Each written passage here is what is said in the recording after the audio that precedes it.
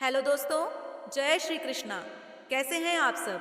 आज इस वीडियो में हम आपके साथ शेयर करने वाले हैं तुलसी विवाह की बिल्कुल आसान पूजा विधि। तुलसी विवाह हम घर में अकेले बहुत आसानी से कैसे कर सकते हैं, ये सब हम इस वीडियो में शेयर कर रहे हैं। दोस्तों, कार्तिक महीने की शुक्ल पक्ष की देवउठनी एकादशी को तुलसी विवाह होता है। हर साल कुछ जगहों पर तुलसी विवाह द्वादशी तिथि पर भी किया जाता है, मतलब देवउठनी एकादशी के अगले दिन। तो आपके यहाँ जैसे भी होता है, जिस दिन होता है, आप कर सकें तो 2024 में देव उठनी एकादशी 12 तारीख को है और द्वादशी 13 तारीख को। अब इन दोनों दिनों में कभी भी तुलसी विवाह करा सकते हैं। अगर इन दोनों में से किसी भी दिन तुलसी विवाह नहीं कर पाए तो कार्तिकी पूर्णिमा तक कर सकते हैं। तुलसी विवाह के लिए सबसे पहले हमें अपने घर के आंगन में चौक लीपना है गेरू से। गेरू लाल रंग की मिट्टी होती है, इसे थोड़ा पानी में घोल के ऐसे लीप लेना है। तुलसी पूजन और विवाह घर के आंगन में खुला होना चाहिए और हमारा मुख पूरब की तरफ होना चाहिए। आपके यहाँ अगर खुला नहीं है तो बालकनी में कर सकते हैं या फिर घर की छत पर भी। तुलसी विवाह करने के लिए सबसे पहले चौक लीपना है, फिर हमें एक चौकी बिछानी है और उसके बगल में तुलसी मैया को रखना है। चौक पूजा के आसपास ही तुलसी मैया को रखना है। चौक पूजन से जगह की शुद्धता बढ़ती है और जहाँ हम तुलसी विवाह कर रहे हैं वो जगह पवित्र हो जाती है। फिर हम चौकी पर लाल या पीले रंग का कपड़ा बिछा देंगे। अगर तुम्हारे पास पीले रंग का कपड़ा है तो वो बिछा लो, नहीं तो जो भी कपड़ा है पूजा के लिए बिछा सकते हो, बस नीला और काला छोड़ दो। यहाँ पर सबसे पहले तिल का आसन बिछाएंगे। देव उठनी एकादशी के दिन तिल का ही इस्तेमाल करना चाहिए, चावल का नहीं। तो हम थोड़ा सा तिल बिछाकर सबसे पहले गणपति जी की स्थापना कर लेंगे। गणपति जी को इस पूजा में शामिल करना ज़रूरी है। ये कोई छोटी मोटी पूजा नहीं है, बल्कि तुलसी विवाह की बहुत बड़ी पूजा होती है। तो पहले गणेश जी को स्थापित करना है, फिर भगवान विष्णु को। अब हमें अगर कलश की स्थापना करनी है तो हम तुलसी विवाह कर रहे हैं, चाहे तुलसी का श्रृंगार करें या पूजा, लेकिन इस दिन कलश की स्थापना जरूर करनी है। कलश में ज्यादा सामग्री डालने की जरूरत नहीं है। सबसे पहले थोड़ा गंगा जल डालें, फिर शुद्ध पानी डालें, उसके बाद थोड़ी हल्दी, एक सिक्का, थोड़े तिल और थोड़ी सी रोली डालें। फिर इसे ढक दें और ढक्कन पर थोड़े से तिल रखें और स्वस्तिक बनाएं। कलश के कंठ पर मोली बांधें और थोड़े से तिल रख दें। हमें चौकी पर कलश की स्थापना करनी है। आप चाहें तो जहां आपने चौक लीपा है वहां भी कलश की स्थापना कर सकते हैं। चौकी से नीचे अब हम दीपक जलाएंगे। कलश के ऊपर हम कलश दीप की स्थापना कर रहे हैं। अगर आप कलश के ऊपर नारियल रखना चाहते हैं तो नारियल भी रख सकते हैं। हम कलश दीप की स्थापना कर रहे हैं नारियल की जगह पर, लेकिन हमें कलश में नारियल खाली नहीं रखना है। या तो कलश के ऊपर दीपक रखना है या फिर नारियल, कुछ ना कुछ तो आपको ज़रूर रखना होगा। आप नारियल रख सकते हैं तो ज़रूर रखें, नहीं तो आप कलश दीप की स्थापना ऐसे कर सकते हैं। सबसे पहले हम दीपक जला लेंगे और दीपक का मुंह उत्तर या पूर्व की तरफ करना है। ठीक है, दीपक का मुंह हमने पूर्व की तरफ कर दिया है। अब नीचे एक छोटी सी रंगोली बना लेते हैं। अगर रंगोली नहीं बना सकते तो आटे से स्वास्तिक या अष्टदल कमल बना सकते हैं। उसके ऊपर हम एक और दीपक रखेंगे। जो दीपक कलश के ऊपर रखा है उसे हमें पूजा खत्म होने तक नहीं उठाना है। उठाना मतलब ये है कि अगर हम शाम को पूजा कर रहे हैं तो दीपक अगले दिन तक नहीं उठाना है। सुबह पूजा कर रहे हैं तो शाम तक दीपक नहीं उठाना। जो दीपक नीचे रखा है वो हम आरती के लिए ले सकते हैं। ठीक है, तो पूजा के लिए दीपक हमें अलग से लगाना होगा। सबसे पहले हम सभी को भावपूर्वक स्नान कराएंगे। सबसे पहले भगवान गणेश को, उसके बाद भगवान विष्णु को और फिर कलश को तुलसी मैया को। अगर आप देव उठनी एकादशी के दिन तुलसी विवाह कर रहे हैं तो तुलसी में पानी नहीं डालना है। अगले दिन द्वादशी के दिन आप जल सींच सकते हैं। अगर आप तुलसी विवाह करवा रहे हैं तो सबसे पहले हमें गणेश जी को हल्दी और रोली से तिलक करना है। फिर हमें फूल चढ़ाने हैं और उसके बाद वस्त्र स्वरूप कलावा चढ़ाना है। सबसे पहले गणेश जी की पूजा करनी है और उन्हें इस पूजा में बुलाना है, क्योंकि भगवान गणेश के बिना सारी पूजा अधूरी होती है। इनके बिना कोई पूजा पूरी नहीं मानी जाती। इसके बाद हम सीधे हाथ में एक फूल और थोड़े से तिल लेकर इस पूजा का संकल्प लेंगे। अगर आप तुलसी विवाह करवा रहे हैं तो आपको संकल्प लेना बहुत ज़रूरी होता है तुलसी विवाह के लिए। ठीक है, तो हम संकल्प ले लेंगे। संकल्प लेने के बाद जो फूल और तिल हमने लिए हैं उन्हें हम भगवान के चरणों में छोड़ देंगे। अब हम पूजा विधि शुरू करते हैं। देखिए, हमने पहले ही गणेश जी की पूजा कर ली है। अब हम भगवान विष्णु और माता तुलसी की पूजा करेंगे। सबसे पहले भगवान विष्णु को चंदन का तिलक लगा देंगे और जो हमने कलश स्थापित किया है उस पर भी हम स्वास्तिक बनाकर तिलक कर लेंगे। फिर रोली का तिलक करेंगे, तुलसी मैया को पूजा करेंगे और जो दीपक नीचे रखा है वहां भी हम रोली का तिलक करेंगे। मतलब जो दीपक हमने लगाया है उसका भी पूजन करेंगे। अब हम सबको वस्त्र स्वरूप कलावा चढ़ा देंगे। सबसे पहले भगवान विष्णु को चढ़ाएंगे, फिर दीपक को चढ़ाएंगे। कलश के ऊपर हमने पहले ही मूली चढ़ा दी थी और जो ऊपर दीपक रखा है वहां भी चढ़ा देंगे। अब तुलसी मैया को मूली नहीं बल्कि चुन्नी चढ़ाएंगे। तुलसी मैया का हम श्रृंगार करेंगे। थोड़ी पूजा विधि करने के बाद भगवान को तिलक वगैरह करेंगे। करने के बाद हम तुलसी मैया की चुन्नी उड़ाएंगे। तो इस दिन उनके लिए चुन्नी जरूर लाना। तुलसी मैया को चुन्नी उड़ाना बहुत जरूरी है। फिर हमें माता रानी को चूड़ियां पहनानी हैं। जो श्रृंगार का सामान हम लाए हैं उसमें से तुलसी मैया के लिए कुछ चूड़ियां निकाल लेना। 2-4 या जितनी भी चूड़ियां निकाल सको वो ही निकाल लेना। हमें अलग से चूड़ियां निकालने की जरूरत नहीं है, बस जो हम तुलसी मैया के लिए लाए हैं वही पहनाना है। तुलसी मैया की टहनियाँ थोड़ी मजबूत होती हैं तो आप उन पर चूड़ियाँ लगा सकते हैं, वरना तुलसी मैया की जड़ पर रख दें। उसके बाद हमें तुलसी मैया को भिंडी और हल्दी लगानी है और सबसे पहले मेहंदी लगानी होगी। हल्दी बाद में लगानी होती है तो हम यहाँ मेहंदी लगा लेंगे। शादी से पहले हाथों में मेहंदी लगाई जाती है तो हम थोड़ी थोड़ी मेहंदी लगा लेते हैं।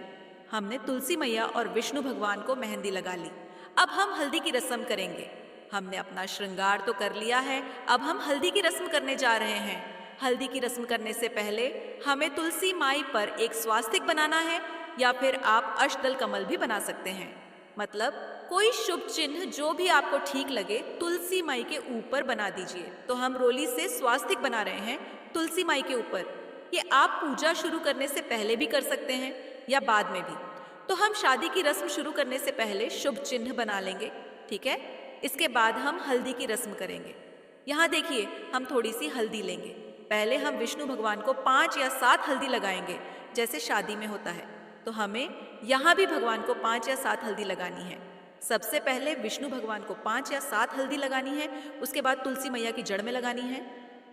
तो इस तरीके से एक बार हल्दी लें, फिर लगाएं, फिर दोबारा से लें और फिर लगाएं।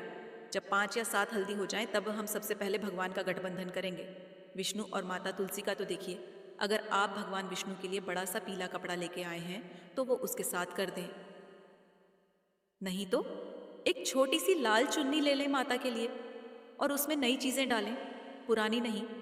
उसमें थोड़े से तिल, एक सिक्का और हल्दी की गांठ रखकर गांठ बांध दें। ये आपका गठबंधन है। आप चाहें तो दक्षिणा बढ़ा या घटा सकते हैं, मतलब और चीज़ें भी डाल सकते हैं। अब हमने दोनों साइड कलावा बांध लिया है। बांधने के बाद एक कलावे का छोर हम विष्णु भगवान की तरफ कर देंगे और दूसरा तुलसी मैया की तरफ। तो ये हो गया गठबंधन। फेरों से पहले जो होता है वो कर दिया है हमने। अब हम फेरे कराएंगे। देखिए, अगर आपके घर में इतना स्पेस है कि आप विष्णु भगवान को हाथ में लेके फेरे करा सकते हैं तुलसी मैया के साथ, तो 2 लोग उठ जाएं। एक तुलसी मैया को हाथ में ले ले और दूसरा विष्णु भगवान को। जो विष्णु भगवान को उठाएगा वो जेंट्स होना चाहिए।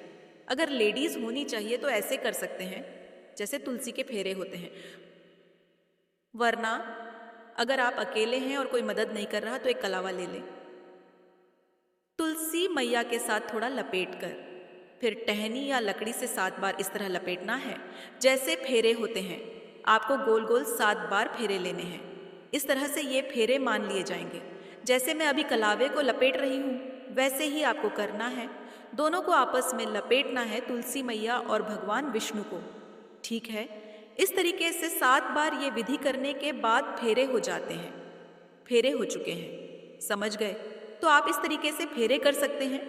फेरे होने के बाद सिंदूर की रस्म होती है। सिंदूर लेकर थोड़ा सा चुटकी में हम सबसे पहले भगवान विष्णु पर लगाएंगे, फिर माता तुलसी के पत्तियों में लगा देंगे।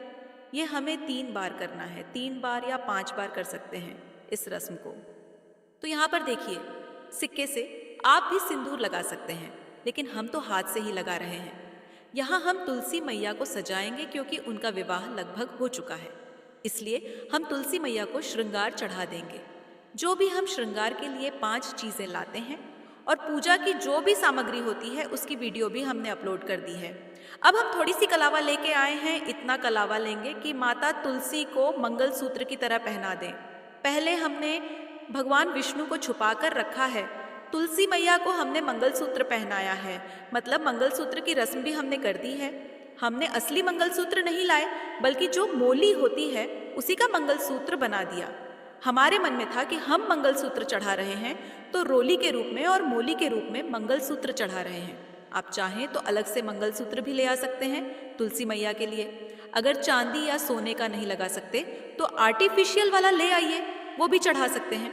वरना आप इसी तरह से मोली का ही मंगलसूत्र चढ़ा सकते हैं। मैया रानी, तुमको तुलसी को हटाना नहीं है, बस बाद में लपेट देना है, ठीक है? फिर हम जयमाला मतलब फूल वगैरह चढ़ा देंगे। जयमाला हमने अभी नहीं कराई है, तुम चाहो तो शुरुआत में भी करवा सकते हो। तो यहाँ हमने माला चढ़ा दी है, फूल वगैरह चढ़ा दिए हैं, विवाह हो चुका है तो शादी के बाद फूल चढ़ाना तो बनता ही है। यहाँ हम सभी को फूल चढ़ा रहे हैं। माता तुलसी को हमने लाल गुलाब का फूल चढ़ा दिया है। अब भगवान गणेश को सबसे पहले हम बिना तुलसी का भोग लगाएंगे। मीठा भोग लगा दिया है, यहाँ हमने फल का भोग भी लगा दिया है। भगवान गणेश को सबसे पहले भोग चढ़ाना है, उसके बाद हम भगवान विष्णु को तुलसी के साथ मीठा भोग चढ़ाएंगे। तो यहाँ देखिए, विवाह के बाद हमें भोग लगाना है, पहले नहीं लगाना है, ठीक है? इसके बाद हम ड्राई फ्रूट्स का भोग चढ़ा देंगे। अब पंचमेवे या आपके पास जो भी ड्राई फ्रूट्स हों, अगर नहीं है तो कोई बात नहीं, आप सिर्फ बतासे का भी भोग चढ़ा सकते हैं और फलों का भी भोग लगा सकते हैं। देखिए, अगर आप एकादशी वाले दिन विवाह करा रहे हैं तो आपको अन्न का भोग नहीं लगाना है। अगर आप द्वादशी पर विवाह कर रहे हैं तो आप अन्न चढ़ा सकते हैं। आप किसी भी चीज़ का भोग बना सकते हैं, जैसे कि पकवान, खीर, पूरी, सब्जी, जो भी चाहें द्वादशी तिथि पर। लेकिन एकादशी पर आपको सिर्फ फलों का भोग लगाना है और ड्राई फ्रूट्स या कोई मिठाई हो जिसमें अनाज न हो। इसके बाद भोग आदि लगाने के बाद हम माता तुलसी को साड़ी चढ़ाएंगे, यानी वस्त्र चढ़ाएंगे। देखिए, अगर आप साड़ी नहीं ला सकते तो कोई बात नहीं, ये ज़रूरी नहीं है कि साड़ी के बिना पूजा अधूरी रह जाएगी। आपने जो माता रानी को चुन्नी उड़ाई है वो भी काफ़ी है। वो ज़रूर माता रानी के लिए चुन्नी लाना, शुरुआत में उसे उड़ा देना। साड़ी नहीं है तो कोई बात नहीं, अगर भगवान ने आपको इतना दिया है कि आप कर सकते हैं तो एक साड़ी माता रानी के लिए और भगवान विष्णु के लिए कपड़ों की एक जोड़ी ज़रूर लाना। ये कपड़े और साड़ी हमें मंदिर में दान करनी होती है। इसके बाद हम धूप और दीप दिखा देंगे। फिर हमें तुलसी माता की गोद भराई करनी है, जैसे शादी के बाद बेटी की गोद भराई करते हैं। तो अब हमने यहाँ पर एक चुन्नी ले ली है। चुन्नी में हमने एक फल रख लिया है, आप चाहें तो नारियल भी रख सकते हैं। इसके बाद हमने थोड़ी दक्षिणा रख ली है और एक फूल भी रख लिया है। इसके अलावा बतासे भी डाल सकते हैं। हमने एक पोटली बना के तुलसी मैया के पास रख दी है। इस पोटली में जो फल और दक्षिणा रखी है वो आप गोद भराई के बाद किसी कन्या को दे सकते हैं। गोद भराई के बाद हमारी सारी रस्में तुलसी विवाह की खत्म हो जाती हैं। अब हम अंत में कहानी सुनेंगे। देखिए, अगर आप देवभटनी एकादशी पर अगर आप शादी कर रहे हैं तो देव एकादशी की कहानी सुनेंगे, उसके बाद तुलसी विवाह की कहानी भी सुननी पड़ेगी। दोनों कहानियां सुनना ज़रूरी है। अगर आप द्वादशी पर शादी कर रहे हैं तो तुलसी विवाह की कहानी सुनना तो और भी ज़रूरी है। कहानी सुनने के बाद हाथ में जो फूल हैं उन्हें भगवान के चरणों में रख देना है। फिर हमें आरती करनी है। सबसे पहले हम गणेश भगवान की आरती करेंगे, फिर उसके बाद भगवान की, विष्णु की माँ तुलसी की। यहाँ आप जिस भी देवी देवता की आरती करना चाहते हैं कर सकते हैं। अगर आप माँ लक्ष्मी की आरती करते हैं तो उनकी भी आरती कर सकते हैं। यहाँ आरती करने के बाद हमारी पूजा पूरी विधि से संपन्न हो जाती है। ये थी तुलसी विवाह की पूरी विधि। देखिए दोस्तों, अगर हम तुलसी की सेवा करते हैं तो हमें अपनी ज़िंदगी में कम से कम एक बार तुलसी विवाह ज़रूर कराना चाहिए और तुलसी का दान भी करना चाहिए। हिंदू धर्म में कन्यादान को महादान माना जाता है। मान्यता है कि तुलसी विवाह की परंपरा निभाने वालों को विशेष पुण्य मिलता है। कन्यादान करने जैसा फल तुलसी विवाह करने से मिलता है। तुलसी विवाह हमेशा घर के आंगन में ही होना चाहिए। अगर घर छोटा है तो कोई बात नहीं, लेकिन घर के अंदर ही करना चाहिए। बहुत से लोग गली में या मंदिर में करते हैं, लेकिन हमें अपनी जिंदगी में कम से कम एक बार तो तुलसी विवाह अपने घर में ही करना चाहिए। जिनके बेटियां नहीं हैं, उनके लिए भी तुलसी विवाह एक बार जरूर करना चाहिए, ताकि उन्हें भी कन्यादान का सुख मिले। अब बात करते हैं कि तुलसी विवाह कब करना है। अगर आप सिर्फ तुलसी का श्रृंगार कर रहे हैं तो सुबह सुबह करना चाहिए। ब्रह्म मुहूर्त में उठकर नहाना है, धोना है और तुलसी विवाह कम से कम 8 बजे तक सुबह कर लेना है। अगर आप शाम को तुलसी विवाह करना चाहते हैं तो मतलब आप सिर्फ तुलसी का श्रृंगार नहीं बल्कि विधिवत विवाह करना चाहते हैं। इसके लिए शाम 4 बजे से तैयारियां शुरू कर दें और शाम 6:30 या 7 बजे तक तुलसी विवाह निपटा लें। मतलब जब थोड़ा अंधेरा और थोड़ा उजाला हो तब हमें तुलसी विवाह करना चाहिए। देवपटनी एकादशी तुलसी विवाह के लिए सबसे अच्छा दिन होता है, लेकिन कुछ लोग द्वादशी भी करते हैं। वाले दिन तुलसी विवाह होता है तो आप किसी भी दिन कर सकते हैं। देखिए, देवउठनी एकादशी इसलिए सबसे अच्छा और शुभ दिन माना जाता है क्योंकि इस दिन भगवान नींद से जागते हैं और सबसे पहले तुलसी का विवाह करते हैं, मतलब तुलसी मैया के साथ शादी करते हैं। इस दिन किसी भी शुभ काम के लिए कोई खास मुहूर्त नहीं निकलता। बिना मुहूर्त के हम कोई भी शुभ काम कर सकते हैं। इसमें उन लोगों की शादी भी होती है जिनकी शादी का कोई मुहूर्त नहीं बनता निकलता। वो देव उठनी एकादशी के दिन शादी का मुहूर्त निकालते हैं। दोस्तों, मान्यता है कि भगवान शालिग्राम जी और तुलसी माता का विवाह जो लोग कराते हैं उनके घर में माता लक्ष्मी हमेशा रहती हैं। माता लक्ष्मी उस घर में अपना स्थान बना लेती हैं, तो हमें एक बार तुलसी विवाह जरूर कराना चाहिए। आज की वीडियो में इतना ही। मैं आपसे अगली वीडियो में मिलती हूँ एक और अच्छी सी वीडियो के साथ। तब तक के लिए जय माता दी, राधे राधे, जय श्री कृष्णा।